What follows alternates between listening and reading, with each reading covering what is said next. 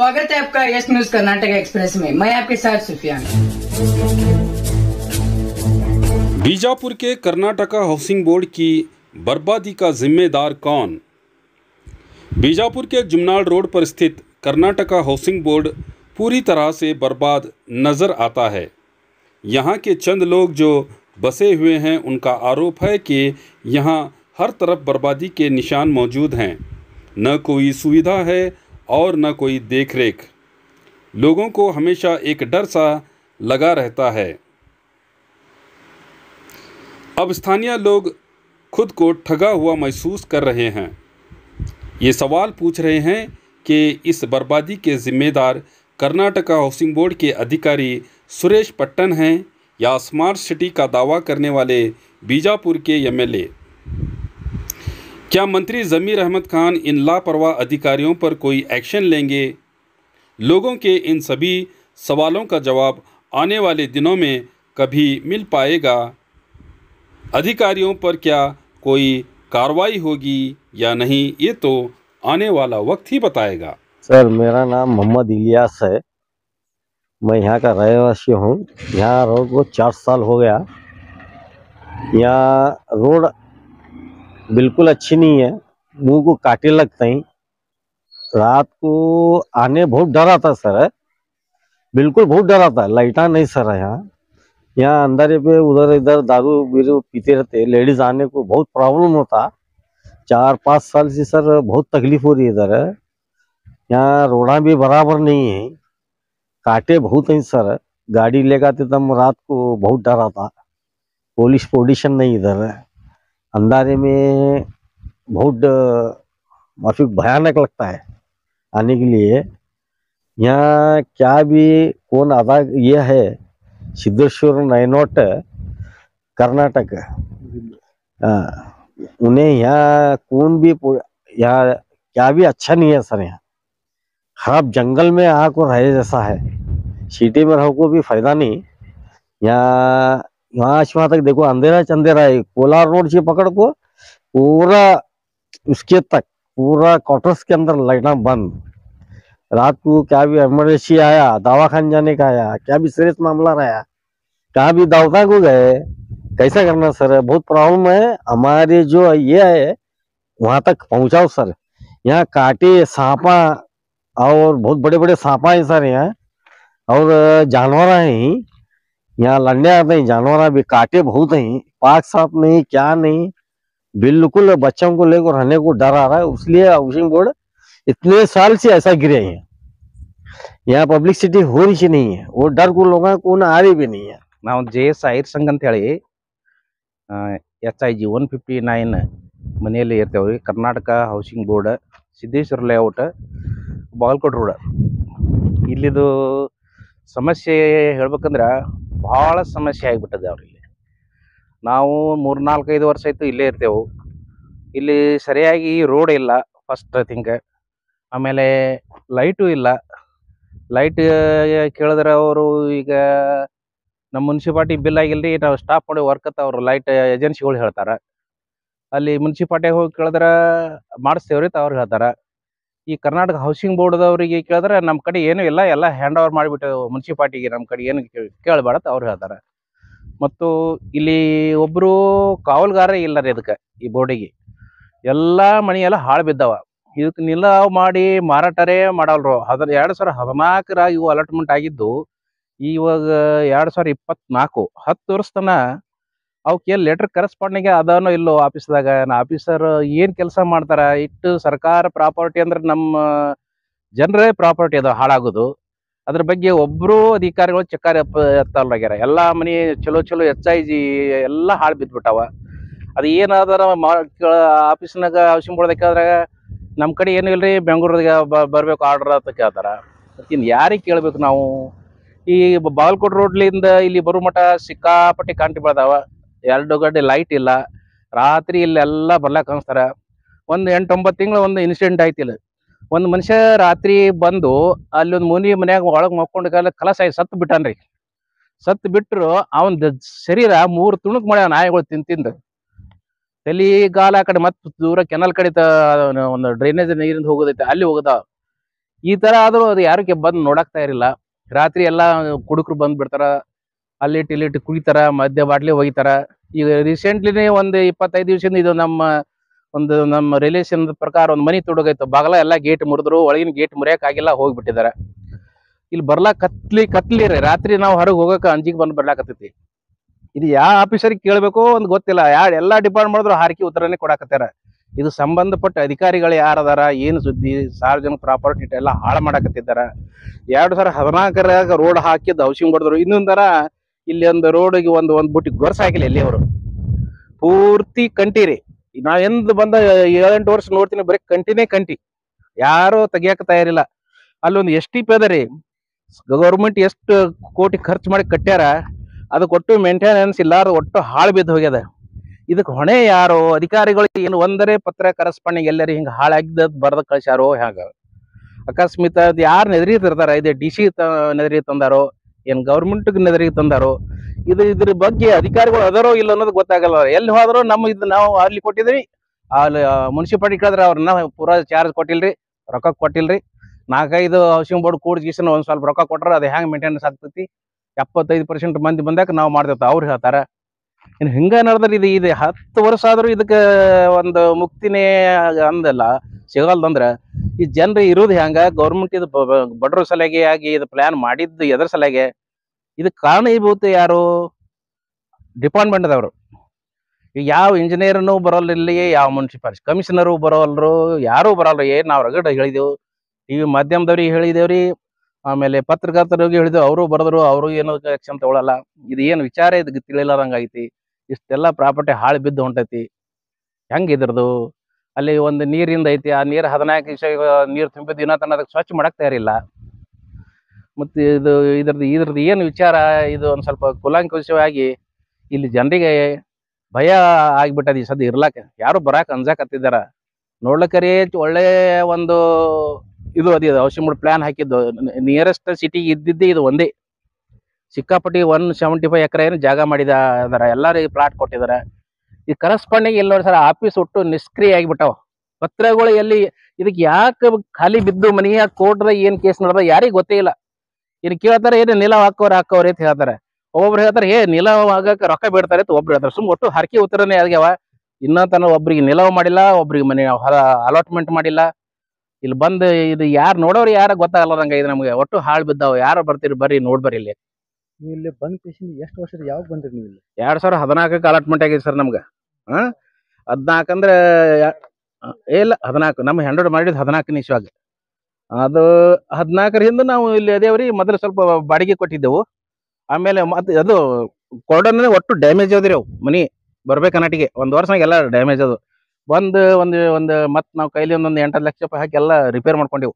ಬರೀ ನಮ್ಮ ರಿಟೈರ್ಮೆಂಟ್ ಐತ್ರಿ, ನಾವು ರಿಪೇರ್ ಮಾಡ್ಕೊಂಡೇವ್ರಿ. ಇಷ್ಟೆಲ್ಲ ಬಾಳ ಒಟ್ಟು ಎಲ್ಲ ರಿಪೇರ್ ಮಾಡ್ಕೊಂಡು ಕೊಟ್ಟಿದ್ರಿ ನಿಮ್ಗೆ ಮನೆ? ಬಂದು ಕುಡಾಕ್ರ ಚಂದ ಕಾಣ್ತ್ರಿ. ವರ್ಷನಾಗ ಎಲ್ಲ ಡ್ಯಾಮೇಜ್ ಆಗ್ಬಿಟ್ಟು ಶೀಳ್ಕೋತ ಕ್ರಾಕ್ ಆಗ್ಬಾರ್ಕೋತ ಬಂದು. 10 ವರ್ಷದಿಂದ ಇಲ್ಲಿ ಯಾರು ಹೌಸಿಂಗ್ ಬೋರ್ಡ್ ಆಫೀಸರ್ ಬಂದಿದ್ರಿ? ಏನ್ ಕೇಳಿದ್ರಿ? ಯಾರು ಬಂದಿಲ್ಲ, ಏನು ಕೇಳಕ್ಕೆ ಹೋಗಿಲ್ಲ ಅವ್ರು. ಅದಕ್ಕಿಂತ ಮೊದಲು ನಮ್ಮ ಡ್ಯಾಮೇಜ್ ಆದಾಗ ಅವ್ರು ಬಂದ್ರು. ಬಂದ್ ಕೇಸನ್ನ ಮಾಡಿಸ್ಕೊಡ್ತೇವೆ ಅಂತ ಹೇಳಿದ್ರು. ಅವ್ರು ಒಬ್ರು ಅವ್ರ ಕೈಯಾಗ ಅಸಿಸ್ಟೆಂಟ್ ಇರ್ತಲ್ಲ, ಅವ್ರು ಯಾರು ಟ್ರಾನ್ಸ್ಫರ್ ಆಗಿ ಹೋದ್ರತ್ತ. ಅದೆಲ್ಲ ಬಿಡಿಕಿ ನಾವೇ ಎಲ್ಲ ಮಾಡ್ಕೊಂಡಿದ್ದ ನಾವು ಸರಿಯಾಗಿಲ್ಲ. ನಮ್ಮ ರಿಟೈರ್ಮೆಂಟ್ ಆಯ್ತು, ಮತ್ತು ನಾವು ಮನೇಲಿ ಎಲ್ಲಿ ಇರ್ಬೇಕ್ರಿ? ಇದ್ದಷ್ಟದಾಗ ರಿಪೇರ್ ಮಾಡ್ಕೊಂಡ್ಕಿ ನಾವು ಇಲ್ಲಿ ಇದೇವೆ. ಈಗ ಈಚೆ ಕಡೆ ಇವರು ಮುಲ್ಲಾ ಸರ್ ಅವರು ಇದ್ರು. ಅವರು ಇದೇ ಹುಡುಗರು ಸಾಲಿ ಅವು ಏನೇ ವ್ಯವಸ್ಥೆ ಇಲ್ಲ, ಅವ್ರ ಮನೆ ಬಿಟ್ಟು ಹೋಗಿದಾರ. ಅಲ್ಲಿ ಅದ ನೋಡಿ ಅವ್ರ ಮನೆ ಅದಾರ. ಈಚೆ ಕಡೆ ಹಿಂದಿನ ಸೈಡ್ ಒಂದು ಅದಾವ. ಈಗ HIG ಮನೆಗಳು ಎಲ್ಲ ಖಾಲಿ ಬಿದ್ದಾವ. LIG ಇದೆ ಸ್ವಲ್ಪ ತುಂಬಿಕೊಂಡವ್ರಿ. ಹ್ಯಾಂಡ್ ಓವರ್ ಮಾಡಿಲ್ರಿ ಯಾರಿಗೆ? ಅವು ಆಗ್ಯಾರ.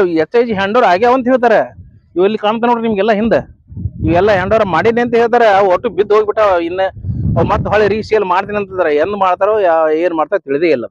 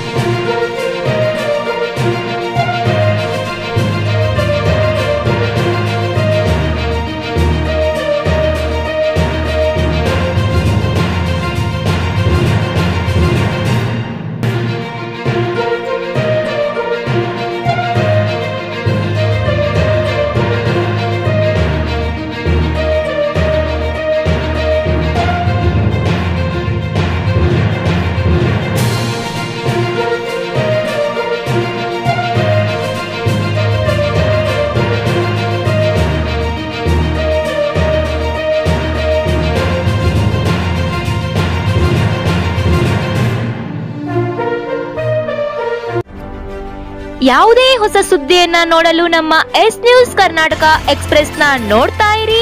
ಹಾಗೆ ನಮ್ಮ ಚಾನೆಲ್ ನ ಸಬ್ಸ್ಕ್ರೈಬ್ ಮಾಡಿ, ಬಾಜು ಇರುವ ಬೆಲ್ ಐಕಾನ್ ಅನ್ನ ಕ್ಲಿಕ್ ಮಾಡಿ.